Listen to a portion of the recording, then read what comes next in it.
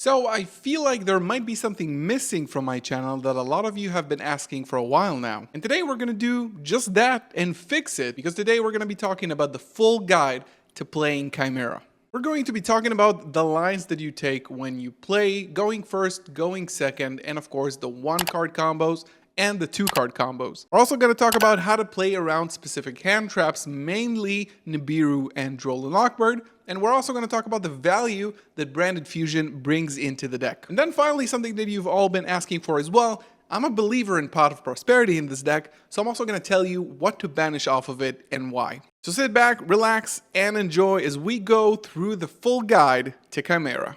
Welcome to the full guide to playing Branded Chimera. It's not so much branded as it is Chimera, as I mentioned in other videos, because the branded engine here is just basically a starter, a one-card starter that leads to another one-card starter that leads to the third one-card starter. This deck has 6 one-card starters and other combinations you can go through with 2 and 3 card combos. There will be time steps in the video, so again, if you already know this part, you can skip ahead to the next one, but I do want to talk about the very basic, why we run Branded Fusion and what are the normal lines that you should be taking within the deck. So the first thing is actually going to be Branded Fusion. And Branded Fusion leads us to our next one-card combo. But starting off with Branded Fusion is usually what you want to achieve. Currently in my build, since I'm not running Alubers, it's not searchable, but you can extend your build because some people are playing Alubers and openings just to not use their normal summon, because you need to use that later to search Branded Fusion, which starts your combo. Another value to Branded Fusion is that this card, if your opponent sees it, there is a very high likelihood that they're going to ash it. And this actually allows you to play through that ash with a full Chimera combo that rips another card out of your opponent's hand. Combine that with cards like Triple Tactics Talent and Crossout Designator that can actually get rid of another card or negate that effect entirely. This accumulates to Branded Fusion being a very good starter that leads to more starters. So this is the first one-card starter, and this one sends Fallen of Albaz and Gazelle from the deck. So why do we send these two cards? So the first thing that we will summon off of this combo is Rinbrum, the Striking Dragon. If you don't know what this card does, it is a winged beast that requires Fallen of Albaz plus any beast type monster. Beast, winged beast, or beast warrior. Works with the Tri-Brigades, of course, but Gazelle is a beast. So we send these two to the graveyard, and now Gazelle, when it's used for a fusion summon and sent to the graveyard as material, you can search an illusion monster from your deck to your hand. That leads us to our second one-card combo, which is Cornfield Codal. So let's talk for a second about Rinbrum specifically and what you gain from starting by playing this line. So, of course, you do play into Droll a little bit here because you have to search initially, and when we talk about playing around specific hand traps, I'm going to talk about that specifically. But Rinbrum here does two things. One, it's a very strong card and could also be a board breaker in this meta, because its effect states that if a Fusion, Synchro, Xyz, or Link monster activates its effect, you can negate that effect, and then you can return one monster on the field to the deck, to the hand, sorry, and it's not targeting. So you can bounce your own monsters, but you can also remove threats from your opponent's field without targeting them. So this, going first and second, establishes already a negate for an extra deck monster on the field. Now, when it's in the graveyard, and trust me, unless you're playing like pretty high tables at the YCS, people don't always remember that when Rinbrum is in the graveyard, you can target it and a Fallen of Albaz, banish one, and summon the other. So that could mean banishing the Albaz to get back your negate, or banishing this to bring back Albaz to fuse away with an opponent's monster, which is a non-targeting removal that doesn't destroy, doesn't send, it just happens. It just fuses. Of course, it sends the card to the graveyard, so things like Druisworm do trigger, but it's not destroying and it's not targeting. This is the value that Rinbrum gives us. It establishes a lot of presence on the board. It establishes follow-up if you get outed, and it's just a really solid card. This is what Branded Fusion does, and this leads us to the next one-card combo that we search from Gazelle, When you have this in hand, you can still do the full combo. You discard Cornfield Coatl as cost from its effect, and you search a monster that mentions Chimera Fusion from the deck to your hand. Now, this will usually lead us to our third one-card combo, right? But Cornfield Coatl can also search for Berthamat and Gazelle, which both of them are searchers and starters to the deck because they mention Chimera Fusion. So if you don't necessarily want to lose to Droll and Lockbird, or you're actually trying to bait out a Droll and Lockbird that you know your opponent has or have a very strong feeling that they do, you can just add these, and if you already have the materials in hand, you can, again, rip a card out of your opponent's hand, get rid of an interruption, and still combo. So this is a very good thing to remember, that Cornfield Coatl does not only search this card, okay? It searches all of them besides itself, of course. This leads us, as I mentioned, to our third one-card combo. And this card is incredible. Mirror Swords Knight is a level 4 Illusion Light monster, 1900, 300. It, and of course, the Cornfield Coatl, being illusions, cannot destroy cards by battle, but also cannot be destroyed by battle. This card acts like something like Sky Striker Ace Ray, where you can summon it, and it has a quick effect to tribute itself and summon a monster that mentions Chimera Fusion from the deck to the field. Being a quick effect to tribute itself means that when you normal summon this on your turn, you have priority to activate the effect because you have priority on quick effects when it is your turn. So essentially what you will do is normal summon and then stay activating with priority on the quick effect. Your opponent cannot use Book of Moon, they cannot use Imperm, they cannot really use anything because you have priority to activate it and send it to the graveyard immediately. And this one, what it does, so essentially, Brand Fusion gets us to Coatl, which gets us to Mirror Swords Knight, which eventually gets us to Special Summon Berthamat from the deck. And this is the card that pluses you the most out of everything, because when this card is normal or special summoned, you can add one Chimera Fusion and or one Beast level 4 monster. And this grabs us another copy of Gazelle and the Chimera Fusion that we oh so want.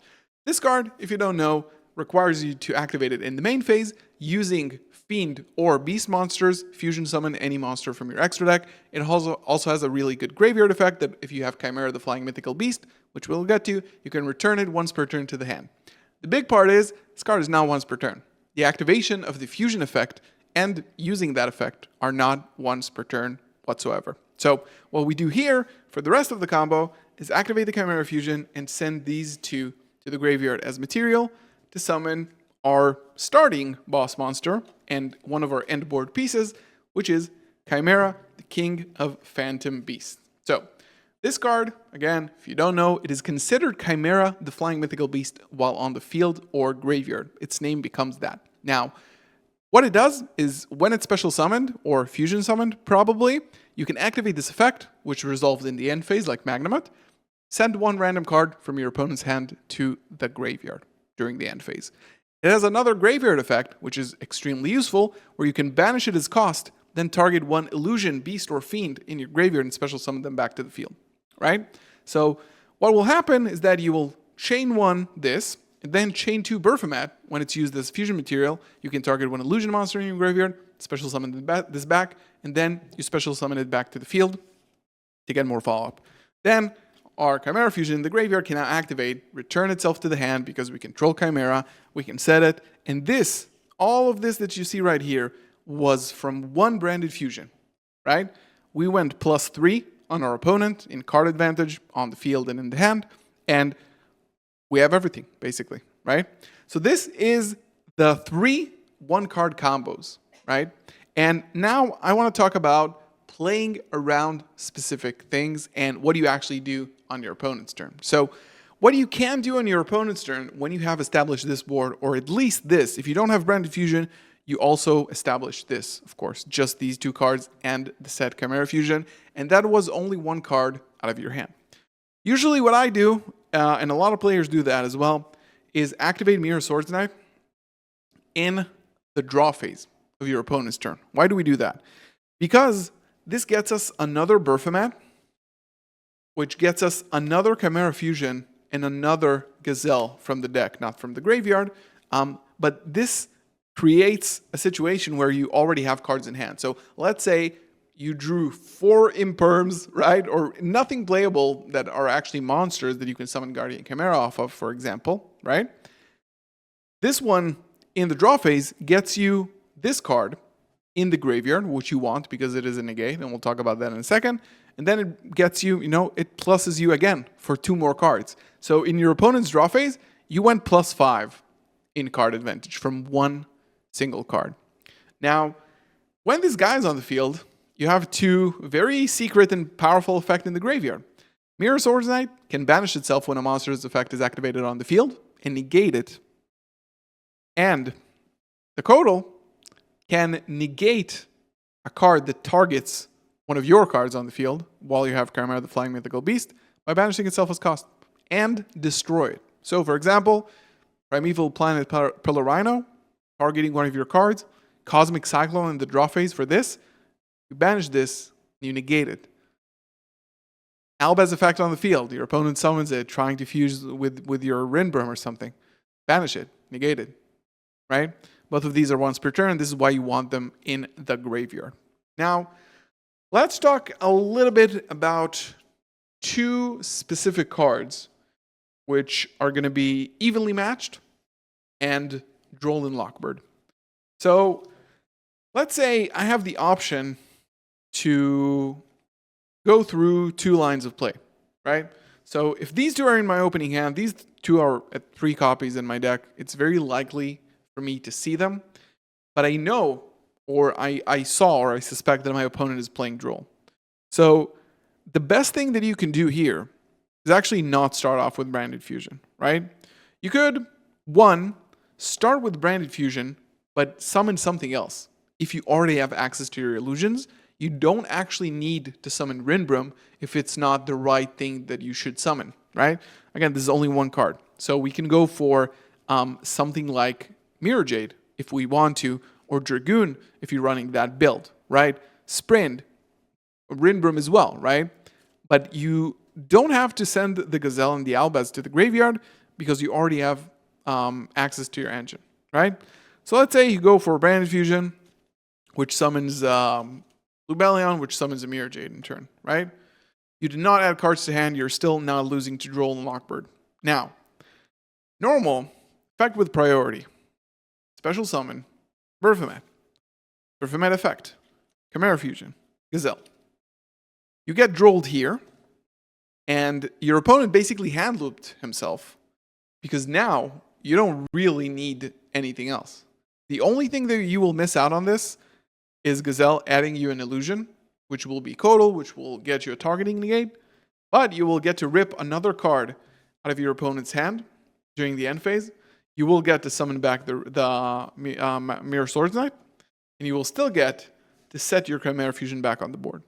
So when you are thinking about playing around specific things, especially Droll, because Ash, there is a built-in mechanism in this deck that plays around Ash.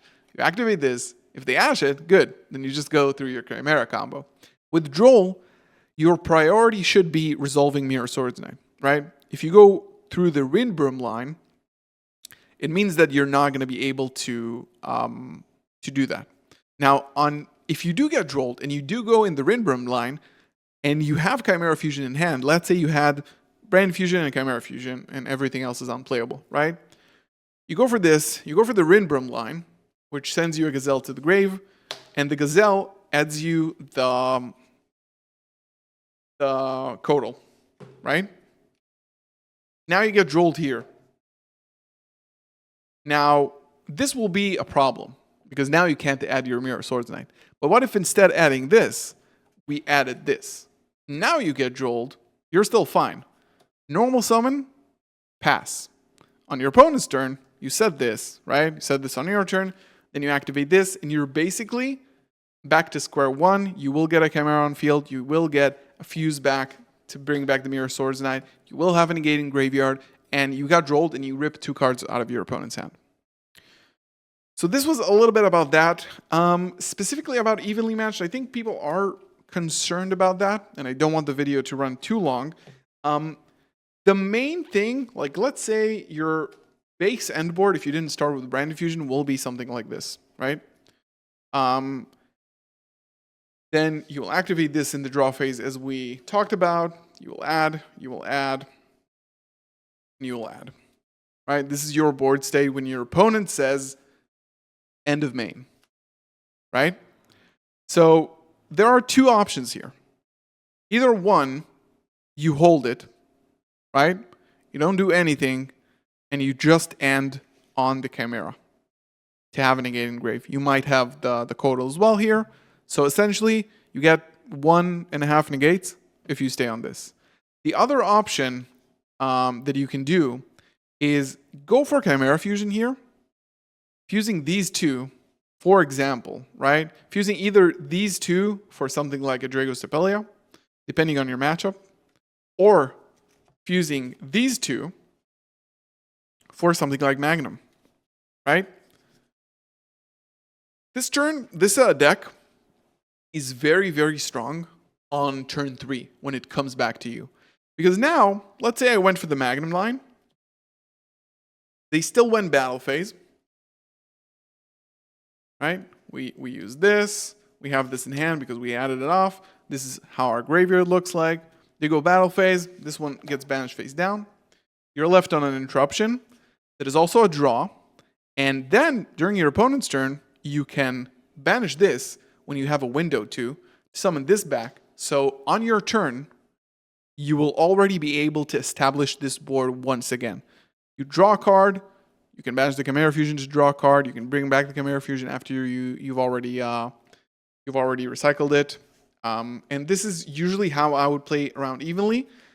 The good news about evenly, that one, if you don't commit too much to your board, then you're going to be fine most of the time, because your deck is strongest at turn 3. Like, the deck, as you saw, it doesn't do anything exceptional. It rips one card, it can go into a Guardian Chimera, it has a couple of negates in graveyard, usually you will use only one of them, and that's it. It doesn't have big bodies, doesn't have a lot of recursion, but it's really good at surviving turn 2 when your opponent is trying to break your board. And then on the crackback is when you actually start hitting them back, and you go into things like the Illusion Beast, which can OTK your opponent. And this is the last card I want to talk about, and this is something that I really want you to pay attention to. This card, if you don't know, requires you to use Chimera, the Flying Mythical Beast, which is your Chimera King, plus an Illusion Monster, 1 or more. So you can use 2. Usually, let's say you are on the crackback, right? You are exactly at the same board state in which we were now. Okay, we ended on Magnum,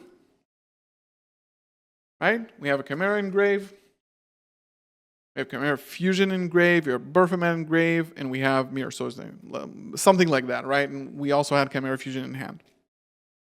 So we survived the turn, right? Now we summon this back during our opponent's turn. On our turn, we will fire this off again. We will search for, we will summon the other Baphomet, which will search us another Chimera Fusion and a Gazelle. Now, what can we do here? Fusion summon these two for the Chimera, right? And this is a line that you have to remember always in your head, because it's extremely, extremely important, because the Illusion Beast just wins games on its own. Here we have 1, 2, 3. 3 searches us a Kotal from the deck. 2, which is Baphomet, targets an Illusion Monster in the graveyard, summons it. And then 3, hand rip in the end phase. Now, Chimera Fusion in the graveyard, because we control this. Fuse, 1, 2, 3. Okay? Now, basically, any monster that is like 3,000 attack-ish, right? You already established 2 negates in the board. This card can attack 3 times, and after damage calculation, after the damage step, when it battles a monster, you negate it permanently and make its attack 0 permanently. Okay? So you attack once into anything, and it doesn't die, because this is an illusion. So you attack again, and you attack again. That's a minimum 6,200. And then the rest is game. Either this, or a Kashtra Fenrir, or a Rindbrum, or most things, just end the game right there. I think even with one Mirror Swords Knight, it's 8100 together. No matter what the attack of the monster was. Because you see, even if it was 5000, it makes it 0, and then it attacks twice freely. So please remember that. This is super important to think about those lines when you're playing. And the last thing I want to talk about is Pot of Prosperity. Okay? Pot of Prosperity is something that I've played in my latest build, and people ask me what to banish. So the short answer is it depends on your build, because it depends on what you're playing, what is in your extra deck, how do you decide, is it game 1, 2, 3, which deck are you playing against? There's a lot of questions. But I'm going to tell you, like, kind of straightforward what I would have banished if I was playing. So let's say this was game 1 before siding. Super Volley is not in the main. So these two usually go immediately. Okay? Now, this is really a clutch. You will rarely get to use this. It was there mostly for convenience. So I would probably banish that as well. Now, this is 3. If you want to banish 3, it's easy. But what if you want to banish more? This is probably the next one that goes. I personally don't like the line that goes into Albion because it uses your Mirror Swords Knight. I much rather recycle things because this deck needs its resources because you go through them so quickly. This will probably be one of them. Magnum will be one of them. And then one Guardian Chimera will be one of them. Magnum could be either Magnum or Dragon Stipelia, in my opinion. That's 6 cards, right? For example, if I play against Unchained, every time I Prosperity, I take out 2 of these and Magnum immediately. So it becomes much easier because you usually never want to resolve Guardian Chimera against them. And that's already 3 cards. If you don't have Super Poly, then it's the other 3, the Garura, the Mud Dragon. This is basically 6. So I did want to address that. Think about the lines that you play the least. Think about the side deck options that you have. Think about the deck that you're playing against. It might actually help you decide on what to banish. I hope this was not too long, and I hope I covered enough. We can do a part 2, so leave it down in the comment below if you think there are still things that you need to know that are basics for running this deck. I hope you enjoyed it as much as I did making it. Leave it down in the comments below, your thoughts, like the video, subscribe, join as a member. See you in the next one. Peace.